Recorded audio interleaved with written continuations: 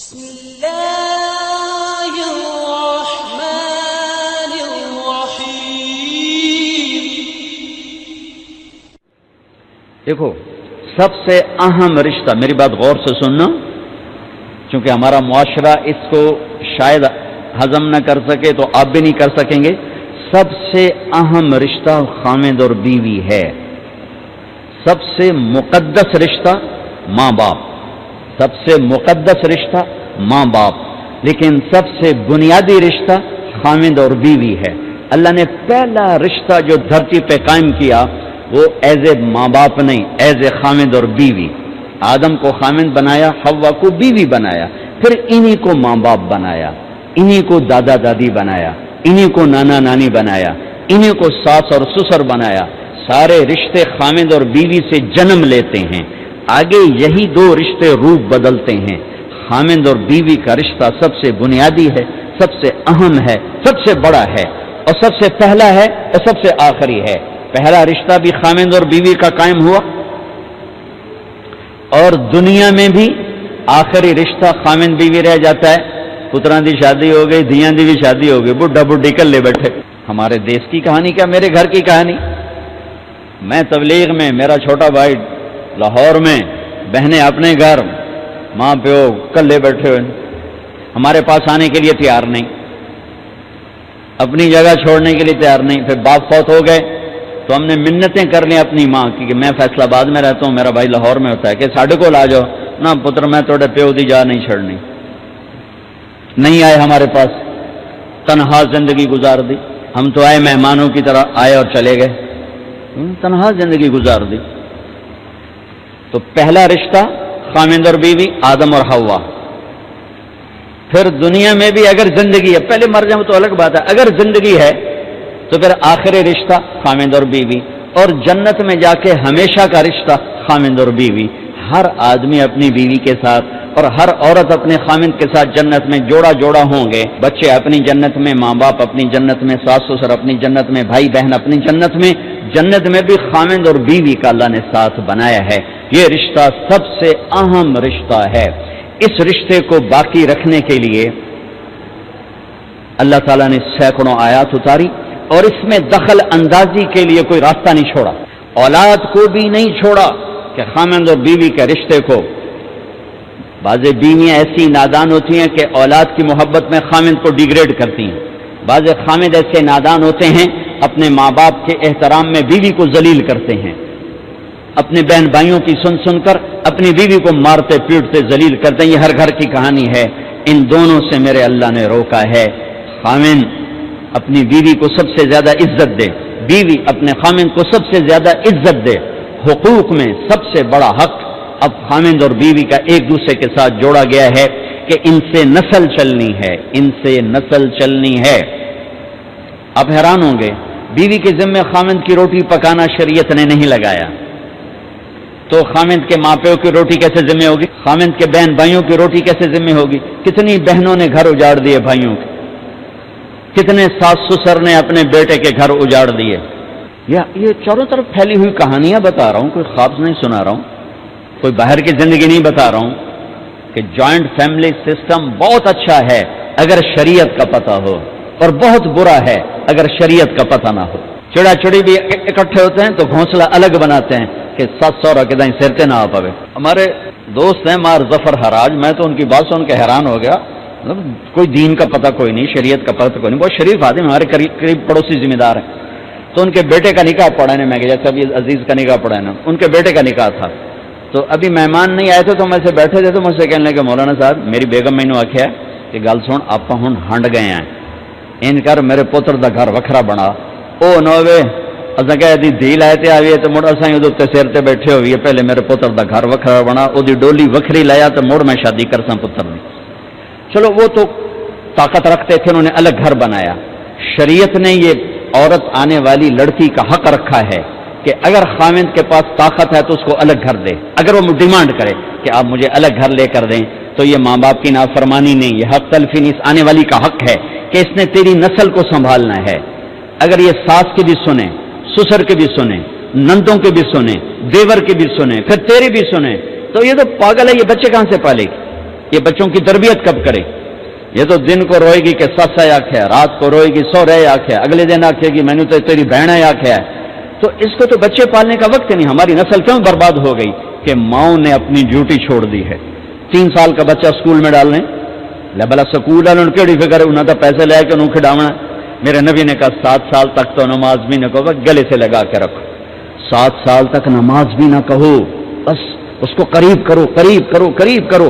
10 سال میں جا کے نماز کہو.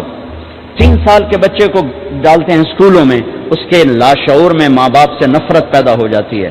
یہ میری اب بیتی ہے. اللہ نے مجھے تبلیغ میں لگا دیا تو شریعت پڑھنے کے بعد اللہ نے میرا سر جھکا دیا، ورنہ میں تو بالکل باغی ہوتا. تو میرے نبی فرما رہے ہیں 7 سال تک نماز بھی نہ کہو، بس سینے سے لگا کے رکھو تاکہ تمہاری صفات منتقل ہوں اور تمہاری محبت ان کے اندر منتقل ہو. تو جب بیوی پر پورے گھر کا بوجھ پڑ گیا تو وہ اپنے بچوں کو کب پالے گی اور بچوں کی کب وہ تربیت کرے گی؟ وہ تو صبح سے شام تک چولہے پر تھک چکی ہے، اور اوپر سے جو تانے ہیں وہ الگ ہیں، جلی کٹی، کبھی ساس کہہ رہی، کبھی سسر کہہ رہا، کبھی بہنیں، کبھی دیور. تو وہ تو بالکل بیچاری پاگل ہو جاتی. کہیں اس کا الٹ بھی ہوتا ہے، آنے والی ایسی آتی ہے کہ پورے گھر کو تباہ کر کے ماں باپ کو بھی دھکا دلا کے اپنے خامند کو لے کے نکل جاتی. ایسا بھی ہے لیکن یہ بہت کم ہے. ابتدائی رشتہ خامند اور بیوی ہے. خامند اور بیوی یہ ابتدائی رشتہ ہے. اللہ نے آدم کو بنایا اور حوا کو ساتھ بیوی بنایا، اولاد بعد میں دی.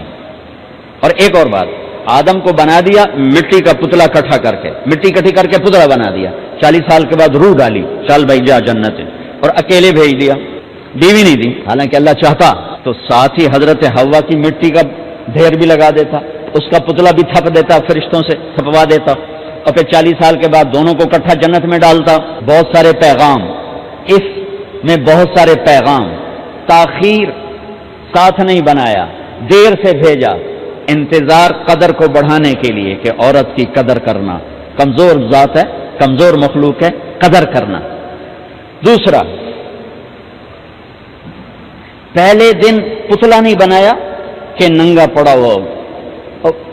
عورت کا پتلا ننگا ہو، مٹی کا ہو، پتھر کا ہو، تو اس میں کیا کشش؟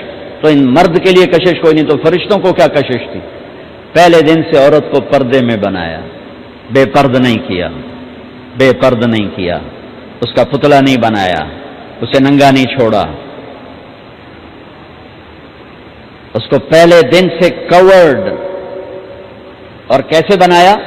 فرشتوں کو کی آنکھوں پہ پردہ اور آدم کو سلا دیا. آدم علیہ السلام سوئے ہوئے ہیں، فرشتوں کی آنکھوں کے سامنے پردہ ڈال دیا گیا. جب آدم اٹھے ہیں، اور ایک اور بات، جنت میں رہ کر بھی آدم علیہ السلام کا دل نہیں لگتا تھا، اداس اداس رہتے تھے. اما آئی تو بابے دا دل لگا، تو اداس رہتے تھے جنت میں. جب آنکھ کھلی تو اپنے لیفٹ سائڈ پہ ایک خاتون سر سے لے کر پاؤں تک لباس میں. آپ نے سنا ہے نا، یوسف علیہ السلام دنیا میں سب سے خوبصورت ہستی پیدا کیے گئے.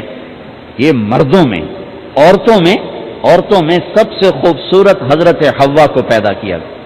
کون ہے؟ کہتے ہیں اللہ کی آدم تیری بیگم. کون ہے تیری بیگم؟ نکاح پڑھایا. پھر کہا آدم مہر ادا کرو. تو انہوں نے پوچھا کیا مہر دوں؟ تو وہاں تو سونا چاندی ڈھیر لگے پڑے تھے. اللہ تعالیٰ کہتے 10 من سونا چاہ کے دے دے. میرے اللہ نے کہا تیری نسل میں میرا آخری حبیب آنے والا ہے، اس پہ ایک دفعہ درود پڑھ دے، یہ مہر ہے. سیدھے ہاتھ میں برکت ہے. پیدا کیا الٹی طرف سے. الٹی طرف سے کیوں پیدا کیا ہے؟ کہ الٹی طرف دل ہے، اور دل کے نیچے جو پسلی ہے وہاں سے پیدا کیا. اس میں پیغام کیا دیا کہ عورت جس روپ میں ہو، پہلا روپ اس کا بیوی بنا،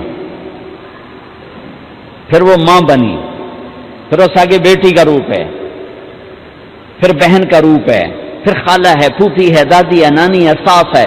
جس روپ میں بھی عورت ہے اس کو دل کے قریب جگہ دو. یہ دل کے نیچے سے پیدا کرنے میں یہ پیغام دیا گیا ہے. اسے ذلیل نہ کرو، اسے خوار نہ کرو، اسے بے عزت نہ کرو، اس پر شدت نہ کرو. تو پہلا بنیادی رشتہ خامند اور بیوی ہے، اور آخری رشتہ بھی خامند اور بیوی ہے. لیکن اس وقت ہمارے معاشرے میں خامند سے زیادہ اس کے ماں باپ حق جتلاتے ہیں، خامند سے زیادہ اس کی بہنیں حق جلاتی ہیں، خامند سے زیادہ اس کے رشتہ دار حق جتلاتے ہیں، اور جھوٹی سچی شکایتیں لگا کر بیوی سے متنفر کرتے ہیں، اور کہیں بیوی کو خامند سے متنفر کرتے ہیں، آپس میں لڑائی لڑا کے پھر خوش ہوتے ہیں. میرے نبی سے پوچھا جائے یا رسول اللہ آپ کو سب سے زیادہ کس سے پیار ہے؟ تو آپ نے کہا عائشہ سے. اللہ، وہ جھینپ کے کہنے کہ نہیں، میں پوچھ رہا ہوں لوگوں میں آپ کو کس سے زیادہ پیار ہے؟ تو آپ کہتے ابو بکر سے. تو آپ نے پھر کہا ابوہا، مجھے عائشہ کے باپ سے زیادہ پیار ہے. پھر پہلے عائشہ کا تو پھر کہتے ابو بکر. تو آپ نے کہا نہیں، ابوہا، مجھے عائشہ کے باپ سے سب سے زیادہ پیار ہے. یہ آپ کو میسج دیا ہے کہ گھر کی زندگی کیسے ہوتی ہے. کوئی عشق نہیں چڑھا ہوا تھا، میسج ہے نا. ام عائشہ چھوٹی عمر کی تھیں، ان کو آٹا گوندھ کے دیتے تھے، آٹا گوندھ کے دیتے تھے. پھر جب ان کو آٹا گوندھنا آ گیا پھر چھوڑ دیا. پھر ان کو سامنے بٹھا کر لقمے بنا کے کھلاتے تھے. پھر ہم عائشہ رضی اللہ تعالیٰ عنہ کوئی گوشت کا ٹکڑا، وہاں بڑے بڑے گوشت کے ٹکڑے پکائے جاتے تھے، تو کوئی گوشت کا ٹکڑا اٹھایا اور ایسے 2-4 جگہ سے نوچا اور پھر رکھ دیا، سارا کھایا نہیں جاتا تھا. تو اللہ کے نبی اسی کو اٹھاتے اور حضرت عائشہ کو دکھا کر جہاں سے حضرت عائشہ نے نوچا ہوتا تھا وہاں سے یوں کاٹ کے دکھاتے تھے. پھر حضرت عائشہ رضی اللہ تعالیٰ نے گلاس اٹھایا پانی پینے کے لیے، جہاں ہونٹ لگائے پہ گلاس رکھ دیا. بڑے بڑے گلاس ہوتے تھے تو حضرت ہمارے نبی اٹھاتے تھے، جہاں عائشہ کے ہونٹ لگے ہوتے تھے وہاں ہونٹ لگا کے پانی پیتے تھے. یہ آپ کو سکھانے کے لیے ہے.